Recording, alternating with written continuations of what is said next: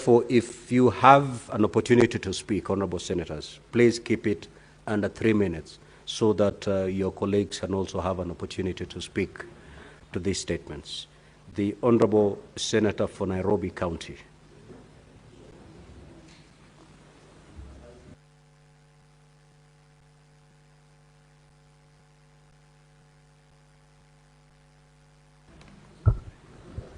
Speaker, I happen to know who the offending party that precipitated that communication is, but because I've been asked to be nicer, I will not mention them. Honorable Speaker, I rise to comment on the statement that has been brought by the Senator for Nandi on the murder of Catholic priest, Father Alois Cheruiyot Bet, in very, very tragic circumstances, Honorable Speaker. As a Catholic myself, we as a church have had very traumatic experiences over the past 20 or so years. Honorable Speaker, we will all remember, Honorable Speaker, the tragic deaths of Father Kaiser in 2000. We had Father John Muhia, who was shot dead near Kino in 2018. We have had Father Martin Masharian Njoroge. In 2003, Honorable Speaker, when I was a student at the Parklands Law Campus, this father actually presided over the St. Francis Xavier's Church, which we used to go to in Parklands as students. And then, of course, there was Luigi Lucati in 2005 in Isiolo. And just days before this priest was shot in Tot, Honorable Speaker, there was Father John Degwa Maina of Igwamiti Parish in Nyandarua, who was found with multiple gunshot wounds, Honorable Speaker. We as a House have experienced this tragedy just a few weeks again, Honorable Speaker. We buried one of us who was shot in similar circumstances. And therefore, for the Senator of Nandi to ask that the ministry now needs to give us an update of the security situation in this country, Honorable Speaker, is timely. The most distressing thing is that no people have been arrested, at least in the case of the murder of the former member of parliament for Kasipul. We saw arrests, Honorable Speaker. And by the way, the public is very keen to see how the security forces deal with individual cases that sometimes it appears, Honorable Speaker, that when it is a quote-unquote big person, these investigations are sped up and you can see action being taken very fast. But you can imagine days later, nobody has been arrested for the shooting of this father in Tot. So, Honorable Speaker, I want to join the Senator for Nandi, and because I'm a member of that committee, I want to assure you, Senator for Nandi, that we will do our very best to bring answers, not just to the families, but also to the Church of Christ in Kenya, so that we might be able to put a stop to this end. I thank you, Honorable Speaker. Majority Leader. Mr. Speaker, I wish to comment on this statement by Senator Cherargei. On Sunday last week, Mr. Speaker, in the company of the Senator for Uasin Gishu, we visited the family of the late Father Alois Bate. And Mr. Speaker, what we saw in that family is quite devastating. The mother was completely distraught, and as were the siblings and the rest of the family, as well as the community that truly loved their son and felt completely hardly done by murder most foul that happened in the Kerio Valley. Mr. Speaker, we have received reports in the last few months of people being killed so many times, Mr. Speaker, that perhaps the country has become accustomed to these killings and think it's just another report. It's not fair, Mr. Speaker, that we live in the same country with people who cannot sleep in their homes, with children that cannot go to school. I want to plead, Mr. Speaker, that the Committee on Security that will deal with this particular matter, in honor at least of this bishop and so many other innocent Kenyans that have been killed in that corner of the country, Mr. Speaker, that they get to the rock bottom of this particular matter and ensure that these criminals are brought to book. I know it, for example, Mr. Speaker, that the fellow who killed Pastor, Father Alois, Mr. Speaker, is a criminal called Cheptarus. I have seen locals speak and say that we know it is so-and-so that did it. How difficult is it, Mr. Speaker, with all the artillery that is within, Mr. Speaker, our possession, Mr. Speaker, can we do something about it, Mr. Speaker? And if the police are not sufficient, what is the problem? we can gazette that particular part of the country as a disturbed zone and send the best of the best, Mr. Speaker, so that at least our citizens, Mr. Speaker, can sleep like you and I sleep in our homes peacefully. Mr. Speaker, I want to plead that let this be the last of a Kenyan life that is lost in this particular way, Mr. Speaker. In the same way that they have done investigation so quickly, each time there are security scares around what Senator SIFUNA calls big people, Mr. Speaker, we'd wish to see that particular kind of speed and tone, Mr. Speaker, and seriousness attached to the investigation relating to the father, to the death of this particular father. It's unfortunate, Mr. Speaker. I send my condolences to his family members and the people, Mr. Speaker, that enjoy mass and service under the leadership of Father Alois Bett. I thank you, Mr. Speaker. Senator Moruma. Yeah, thank you, Mr. Speaker, for this opportunity to comment on Senator for Wajia's statement on the implementation of ECDs in Wajir County. The problems that are being faced by Wajir County are not unique to Wajir County, but it's a problem that is replicated across the whole country. Right now, Mr. Speaker, we are doing an inquiry on the level of implementation of ECDs, VTCs, and libraries, which are actually devolved. The preliminary findings are that our ECDs, our VTCs, which are devolved, are really suffering. They are in a deplorable condition. Why? Because governors have elected to leave out the functions that are devolved in education and are embracing the functions that are not evolved in terms of scholarships and bursaries, Honorable Speaker. You've heard even the Senator for Kakamega saying that there are so many incomplete projects. Why? Because of in ECD. Why? Because there's a lot of money that is being allocated by governors in these very popular bursaries and scholarships. Mr. Speaker, I'm not saying that governors or county governments should not give bursaries and scholarships. Article 187 is very clear that we must do deed of agreements between the national government and the county governments for the national government to take over the functions from the county governments. But even as county governments are doing that or wanting to transfer the devolved functions, have they done enough in the ECDs? We have gone to counties and seen children learning PP1, PP2, PP1 facing one wall and PP2 facing the other wall. These are very, not an ideal situation of learning, Mr. Speaker. And even when we construct our ECDs, I can say as an educationist that we must provide for the early learners in ECD a provision for play, because children learn by playing. When you build a classroom and there's no play area, how are these children even learning? Mr. Speaker, our curriculum in East Africa is spiral curriculum, where you learn one thing at ECD, when you go up, you learn something different, build up on it. An example is a seesaw. You can see a seesaw as a very enjoyable game, but in terms of learning, that is really physics, because when you do a seesaw, when you go to secondary school, you learn about moments. When you go to the university, you learn about torque or turning effect of two coplanar forces which are in different directions. So, Mr. Speaker, we need really to insist that let county governments do what is devolved, let them leave what is not devolved to the national government. After all, Mr. Speaker, only 15% has gone to the county or is going to the counties. A whole 85% is remaining at the national level.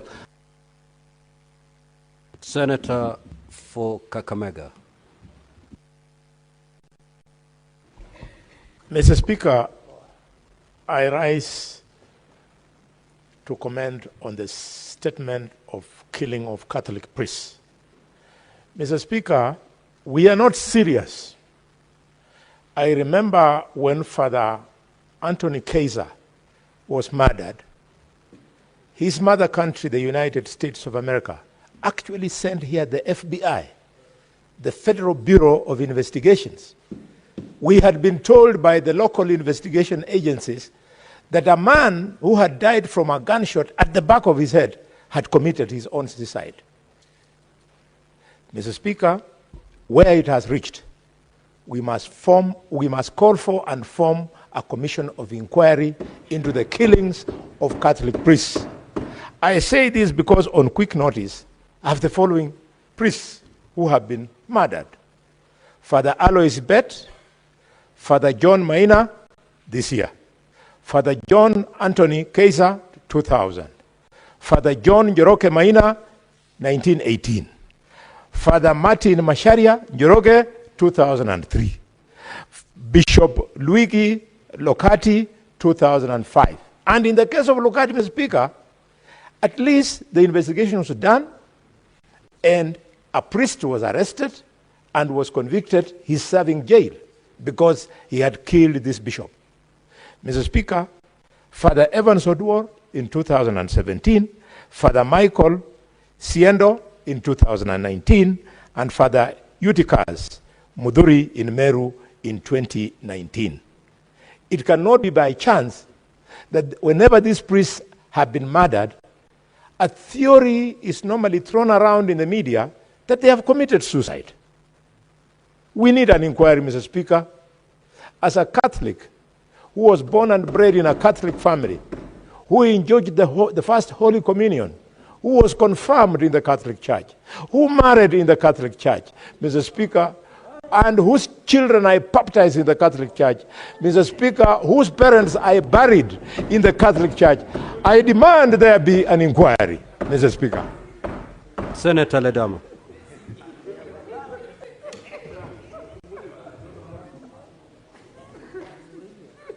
Thank you, Mr. Speaker. Mr. Speaker, I rise to make some brief comments on the statement brought by Senator Eddy on consumer protection. Mr. Speaker, it is disheartening to hear that senior citizens are now falling prey of fraudsters who are targeting their retired income. Mr. Speaker, when I heard that statement being read by Senator Eddy, I asked myself, where is the competition authority of Kenya?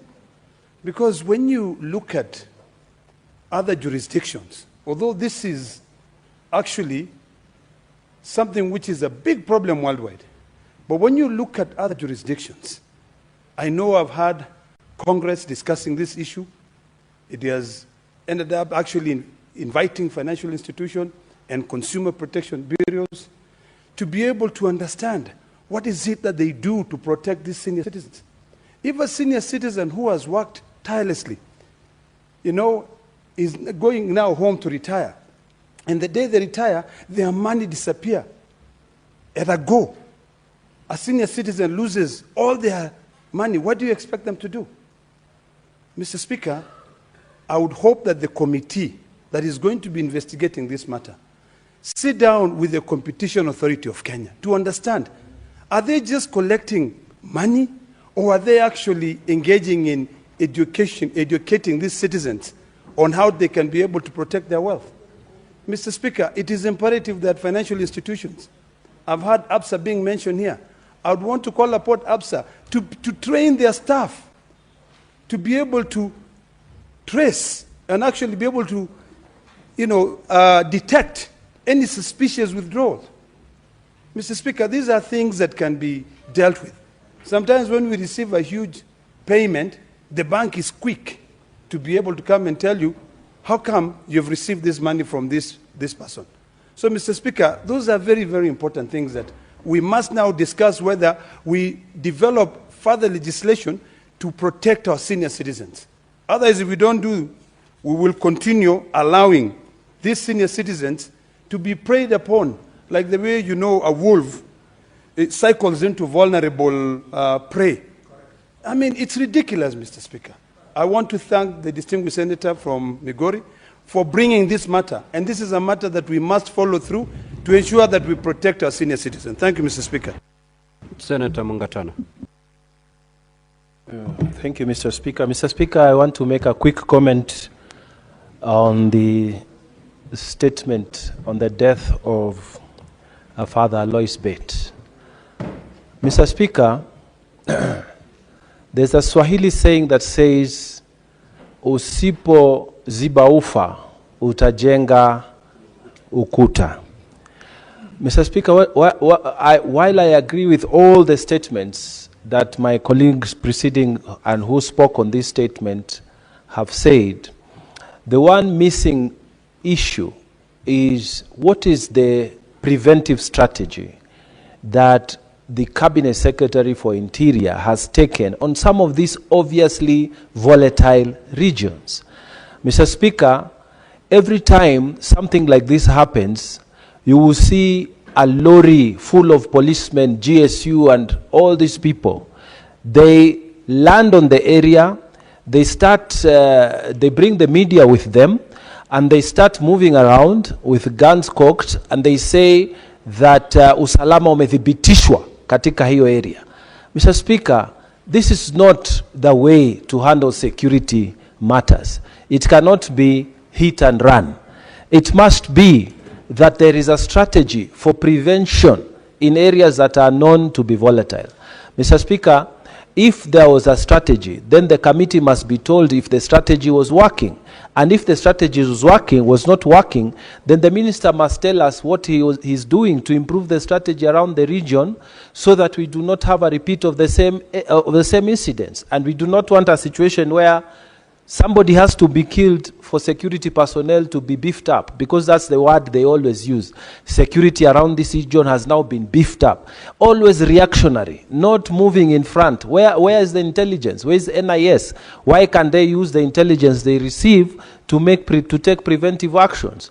Mr. Speaker, in my county, we have something called the KPR, the Kenya Police Reserve. And this reserve is, Mr. Speaker, for example, now we have raised the issues as leaders many times that we need proper guns, not the old type of guns. You know, the proper guns that can deal with matters. But Mr. Speaker, when you hear, you are told, we are waiting, we want to take these people for training, we are waiting again, we are waiting for what, we are waiting for what. If something happens today, Mr. Speaker, you will see that all the security personnel will be there in Tana River County. But Mr. Speaker, as we are speaking now, it is good for us to have a strategy of prevention. If all the people know that when you come to certain areas, their KPRs are well armed and their arms are modern. The Senate Minority Leader and Senator for Kilifi County, the Honorable Mazaya.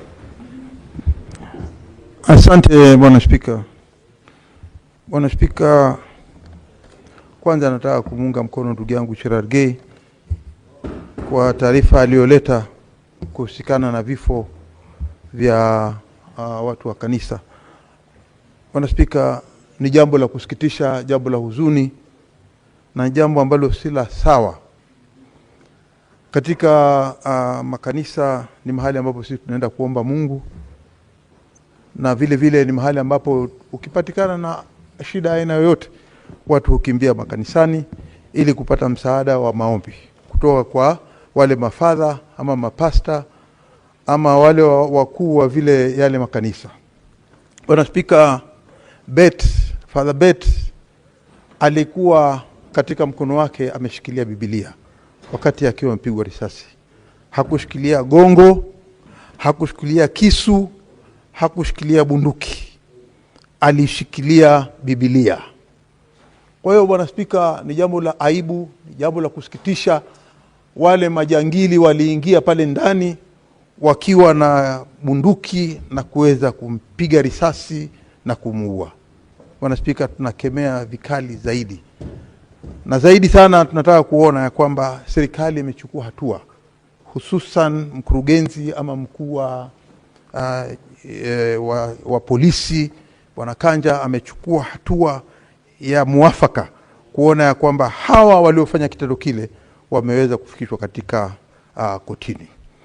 Bwana Spika, vile vile nataka kusema ya kwamba si upande wa Wakristo peke yake, hata wale wakubwa wa Kiislamu, wale mashekh, kama ukiangalia Sheikh Abu Drogo alikuwa mkuu wa msikiti Busa, leo hayuko na sisi kwa sababu askari walisingizia.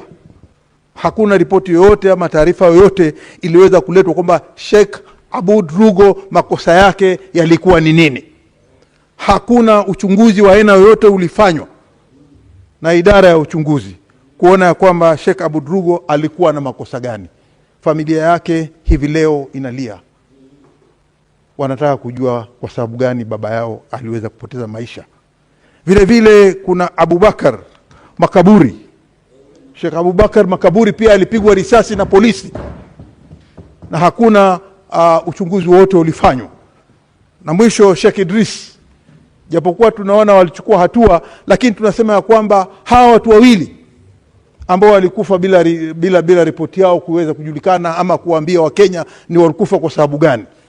Hili ni hatua ambayo ni mbaya na ni mbovu, na tunataka kuijua kwa sababu mpaka hivi leo hatujajua kilichomuua Sheikh Aboud Rugo nini, na pia vile vile Abubakar Makaburi wa familia yake na watu wa Mombasa na watu wa Pwani kwa ujumla wanauliza mpaka leo ni sababu gani aliweza kuwa. Bwana Spika, mimi naunga mkono. Honorable Senators, I will add a further 15 minutes. Senator Chute. Thank you very much, Honorable Speaker. Honorable Speaker, allow me to give a brief comment on the statement by the distinguished Senator from Kakamega, Senator Honorable Dr. Boni Khalwale. Honorable Speaker, the issue of stall projects are everywhere in our 47 counties. It is not a unique issue on Kakamega only. Honorable Speaker, we need, as a Senate, we need to have a committee like Devolution to be moving around to inspect projects that have stalled or that have not even been completed or that have been finished but not been commissioned. Honorable Speaker, I went to Somaliland